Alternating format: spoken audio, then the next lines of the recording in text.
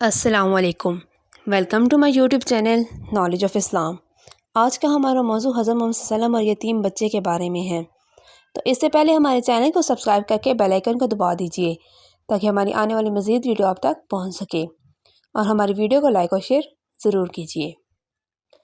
نبی کریم صلی اللہ علیہ وسلم کے زمانے کی بات ہے کہ مکہ میں ایک بیوہ عورت رہتی تھی۔ وہ مسلمان نہیں تھی بلکہ مشرک تھی۔ اس عورت کا 8 سال کا بیٹا تھا۔ وہ دونوں بہت غریب تھے، مشکل سے گزر بسر ہوا کرتا تھا۔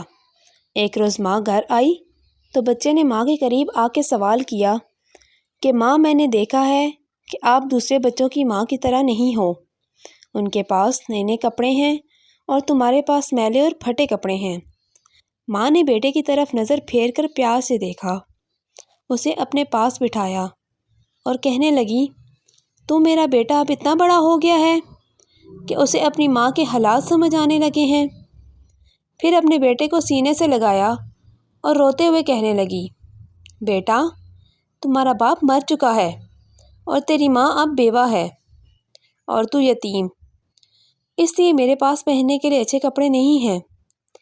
تیری ماں سارا دن لوگوں کے گھروں میں کام کرتی ہے اور جو کچھ بھی آج تک کمایا ہے وہ تم پر لگا دیا ہے۔ تجھے کھانا کھلایا تاکہ تو بھوکا نہ رہے، تیرے لیے کپڑے بنائے تاکہ تیرا جسم ڈھانپ سکوں اور تیری پرورش کر سکوں۔ یہ کہہ کر ماں بیٹے کو گلے لگا کر خوب روئی۔ بیٹے نے ماں کو چپ کرواتے ہوئے کہا، ماں، تیری چادر پھٹ گئی ہے نا، میں تیرے لیے نئی چادر لاؤں گا۔ ماں نے پوچھا، بیٹا کہاں سے لائے گا؟ تو ابھی 8 سال کا بچہ ہے۔ بچے نے بولا، ماں میں چچا سے مانگ کر لاؤں گا۔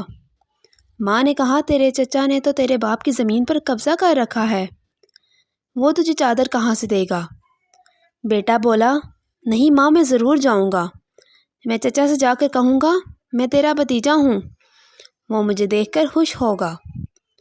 میں کہوں گا میں زمین لینے نہیں آیا، بس ماں کے لیے چادر لینے آیا ہوں۔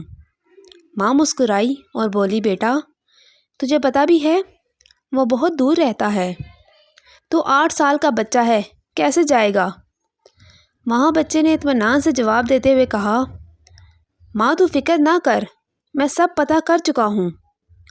ماں نے بیٹے کو چچا کے پاس جانے کی اجازت دے دی۔ بیٹے کو نہلایا، صاف ستھرا لباس پہنایا، بال سنوارے، خوشبو لگائی اور چچا کی طرف روانہ کر دیا۔ بچہ پیدل چلتا ہوا چچا کے مکان میں جا پہنچا۔ جا کر دیکھا چچا اپنے ساتھیوں کے ساتھ بیٹھا شراب پی رہا تھا۔ بچے نے ادب کے ساتھ چچا کو مخاطب کرتے ہوئے کہا۔ چچا نے مڑ کے دیکھا اور کہا، تو کون ہے؟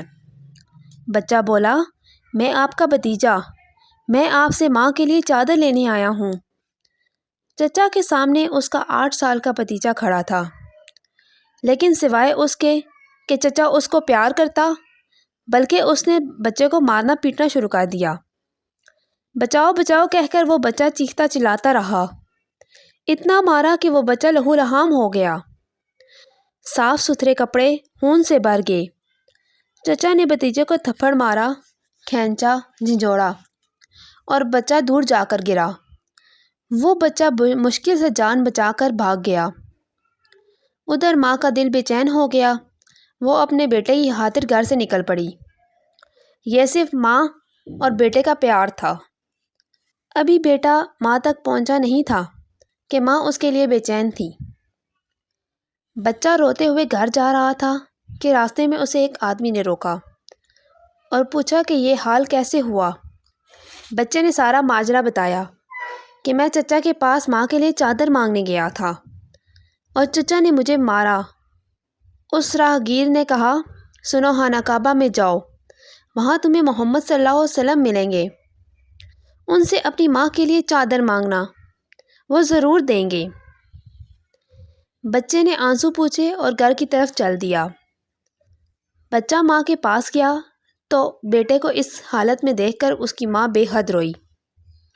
اسے گھر لے آئی اور گھر لے جا کر اسے نہلایا، خون صاف کیا اور زخموں پر مرہم لگایا اور کہا، میں نے تجھے منع کیا تھا نا کہ چچا تجھے کچھ نہیں دے گا، بیٹے نے کہا ماں میں اب کسی اور کے پاس جاؤں گا، اگر مجھے اجازت دو وہ مجھے ضرور چادر دیں گے۔ ماں نے کہا کون ہے بیٹا؟ بیٹا بولا محمد صلی اللہ علیہ وآلہ وسلم۔ ماں نے بیٹے کو دھکے سے پیچھے کیا اور بولی اب اس گھر میں محمد کا نام نہیں لیا جائے گا، تمہیں پتہ ہے وہ جادوگر ہے، شاعر ہے، مجنوں ہے، تو اس کے پاس ہرگز نہیں جائے گا۔ اللہ تبارک تعالیٰ نے اس بات کا ذکر قرآن پاک کے 27ویں پارے میں کیا ہے کہ لوگوں میرے نبی کو شاعر، جادوگر اور مجنوں پکارے۔ بیٹے نے کہا ماں میں ان کا پتہ لے کر آیا ہوں، مجھے ایک بار ان کے پاس جانے کی اجازت دے دو۔ ماں نے بڑی مشکل سے اجازت دے دی۔ یہ ماں اور بیٹا دونوں مشرکین تھے۔ بیٹا خانہ کعبہ کی طرف بڑھا، خانہ کعبہ پہنچ کر اندر داخل ہوا اور دیکھا کہ لوگ کھڑے ہیں۔ بچے کو پہلے والا منظر یاد آ گیا۔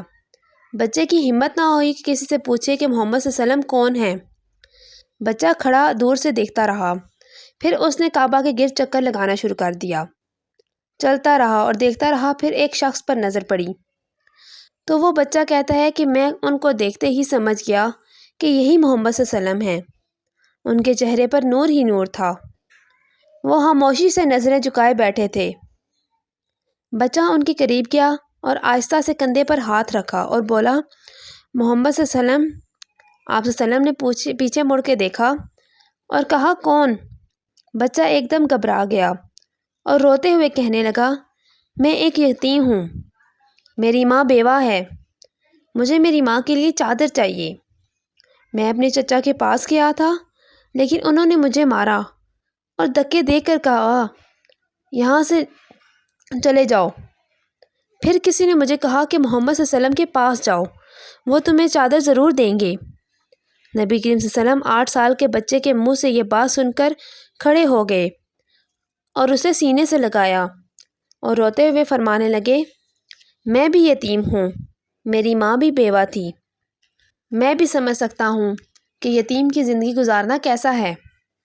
آپ صلی اللہ علیہ وسلم روتے رہے اور بچے کے سر پر ہاتھ پھیرتے رہے، اسے پیار کیا اور کندھے پر سے چادر اتار کر اسے دے دی اور فرمایا یہ لو چادر، اپنی ماں کو دے دینا۔